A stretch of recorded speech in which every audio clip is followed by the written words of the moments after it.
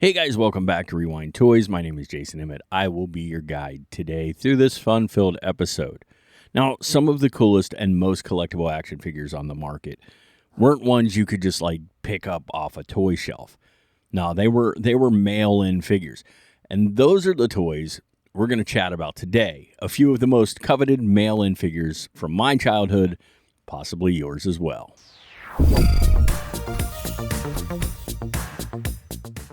All right, so if we're talking mail-in, then we have to start with one of the weirdest ones on the list. Not weird because it's a weird toy, but rather because it was a weird way to go about selling a toy, or should I say toys. So all you diehard collectors probably already know about this one, but in 1977, Star Wars was all the craze, especially with kids. And Kenner, they were slated to create an action figure line for the film. The problem was Kenner wasn't going to have those toys ready by Christmas, and that was a big no-no because the market was calling for them.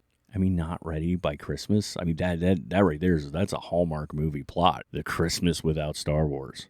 So as a compromise, Kenner came up with what they called the early bird certificate. What you were buying was a cardboard backdrop, a sticker sheet, a club membership card, and a promise. Now, that promise was that when the figures were available, if you mailed in your certificate, you would be sent back 4 action figures. Luke, Chewie, Leia, and R2. It's weird how Han and 3PO didn't make it into that, but you know what? Chewie didn't get a medal, so it's fine. You would also receive some foot pegs that help you display your figures against the previously provided backdrop. As it turns out, that early bird kit itself would become a sought-after collector's item, so there you go. Now, we already talked about rocket-firing Boba Fett on our Toys Worth a Small Fortune episode, which you should go back and watch if you haven't, but as you may know, he too was supposed to be a mail-in Star Wars figure. I just wanted to mention it before, someone comes at me in the comments.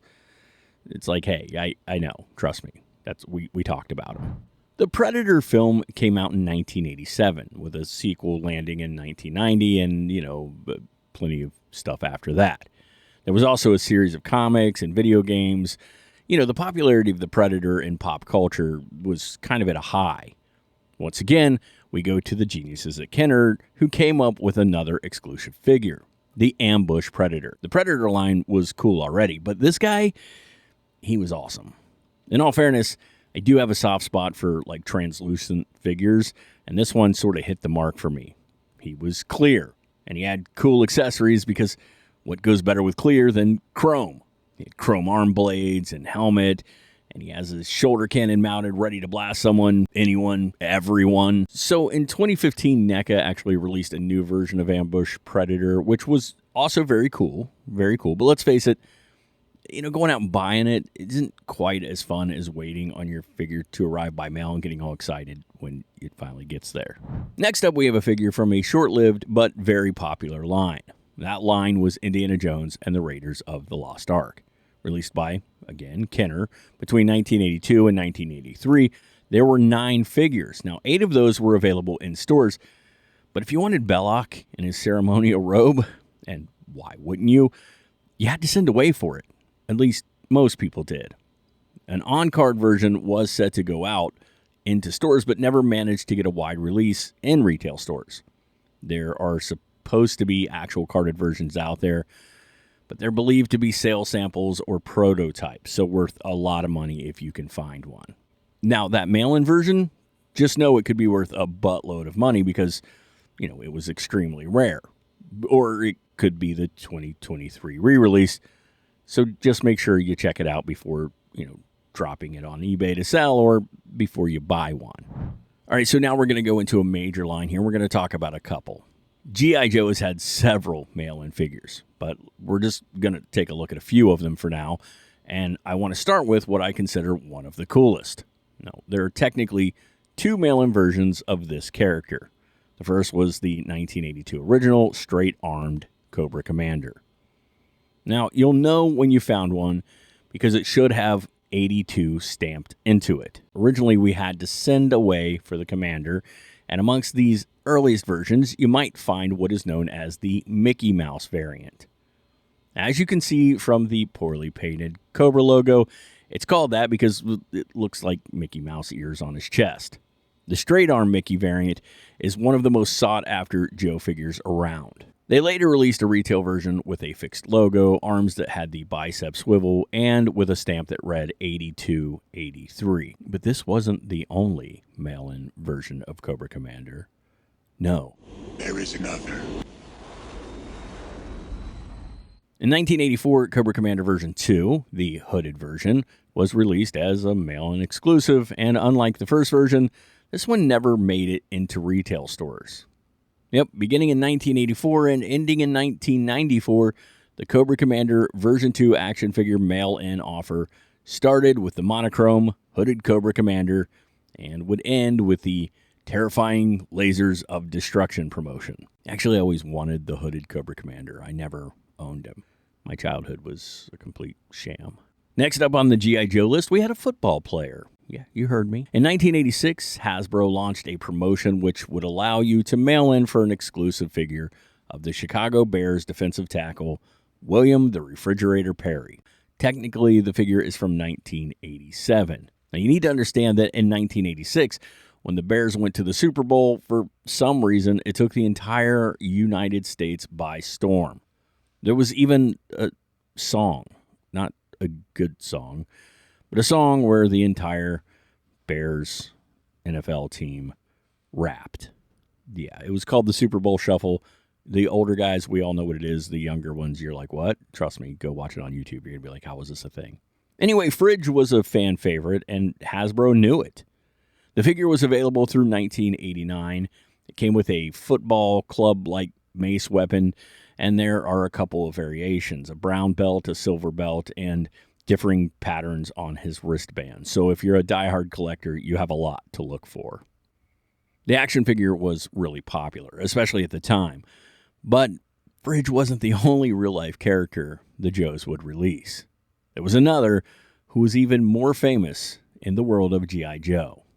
That was professional wrestler Sergeant Slaughter. Yes, the figure was created to look like, and was even voiced by, professional wrestler Sergeant Slaughter. However, his personality for the cartoon was modeled after another real-life guy, Sergeant Alvin York. Now, Slaughter was introduced into the cartoon in 1985 as a drill sergeant and leader of Slaughter's Marauders. Wrestling in the 80s was massive, and kids really latched on to this idea. What made it even more cool was that he was free. I mean, with 5 Slaughter purchase points, but still free. And you had to mail away. Now, that is not all the G.I. Joe mail-ins, and maybe we'll do a part 2 and talk about them, but we are going to move into the world of Transformers, and just like G.I. Joe, there are actually several Transformer mail-away figures, some that were available in retail as well. But there was one really cool figure that I never had, but my buddy Bill did, and for whatever reason, I really wanted it. His name was Reflector. Reflector was available in-store in Japan, but in North America, you had to mail away. He was made up of 3 bots, Spectro, Viewfinder, and Spyglass. This Decepticon was well worth the $10 and 2 robot points you had to drop in order to get him. Now, Reflector was in the pilot cartoon, so he was definitely featured as far as canon goes on the show. Now, because this was a triple bot mail-in figure, finding one complete with original packaging, it's going to cost you. When I checked recently, they were going for like $500 to $650 on average. So if you have one, good for you, man. All right, we have one more mail-in figure to talk about today, and this one is a doozy. But before we do, I want to ask you to please hit that thumbs up. Make sure you subscribe for more awesome toy goodness. This channel is growing, and I thank each and every one of you, and it really helps out when you guys hit the thumbs up and subscribe. So if you haven't done so already, please do. Thanks, guys. So my diehard vintage toy hunters, you all probably know something about this last one. The mislabeled figure that just sort of stuck. Now, of course, I'm talking about Savage He-Man, misidentified but more commonly known as Wonderbread He-Man. So in 1983, Mattel offered a sweet deal. Buy 3 figures and you could mail away for an unknown exclusive Motu figure. When it arrived, kids found themselves looking at an unusual version of He-Man. This one had brown hair and black boots, and it sported a loincloth.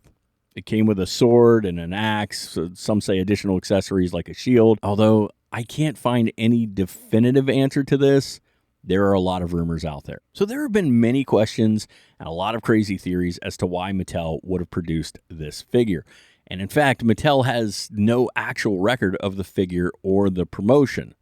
Now, while this leads some to say it was fake, there are Mattel trademarks stamped in places that bootlegs just would never take the time to stamp. So it is a legitimate item, but no one really knows where it came from. One of the most prominent theories is that this version was originally supposed to be Conan the Barbarian that was simply retooled and repainted. Now, Conan Properties International even tried to sue back in 1984. They lost that case. Now, we should tell you Mattel was in talks to create a line for the Conan films before finding it not very kid-friendly. But He-Man had been conceived much earlier than before, even before they were supposed to do the Conan toys. Now, a lot of the confusion here comes from the fact that He-Man was first introduced to the public in 1984, and these action figures have a stamp on them that says 1981. Weird. So one of the theories out there, one of the ones I tend to lean towards, is that this was an earlier mold of He-Man before they decided to change the look. And we did a whole Motu episode, if you haven't watched it, but we talk about the stages that He-Man went through, and the original He-Man was more savage. So that makes sense to me. At some point, Mattel comes up with this mail-in promotion idea and figured, why not use an existing mold and give an original version of He-Man? By the way, there is a lot of information out there that helps support this belief, and it actually has been kind of substantiated at this point. So I said earlier that he is Savage He-Man, but a lot of you guys call him Wonderbread He-Man. In fact, most people call him Wonderbread He-Man. So why do people call him Wonderbread He-Man? Well, somehow it got into someone's mind that this figure was a promotion from Wonderbread. Now, Wonderbread did have a Motu promotion, but that was for an exclusive pack of trading cards, which are also cool and worth some money today.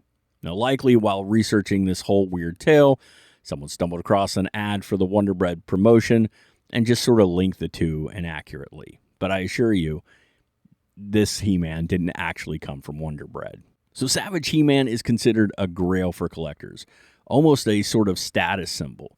But he's hard to find, and if you do, he's going to cost you, and more than that, make sure he's legit. Look for that 81 stamp. Do not buy him unless he has that 81 stamp, because it has been faked several times over the years. Anyway, there you guys have it, our first mail-in figure episode. Let me know if you had any of these toys down in the comments, which one you had and which ones you coveted and wanted and never got, like me and the Hooded Cobra Commander. Don't get me wrong, I would love to have a Savage He-Man, but that's probably not going to happen anytime soon. Again, make sure you guys hit that subscribe button. Best way to support the show. I want to thank all of you for coming today. And until next time, when it comes to unusual toys, remember, the hunt is still half the fun.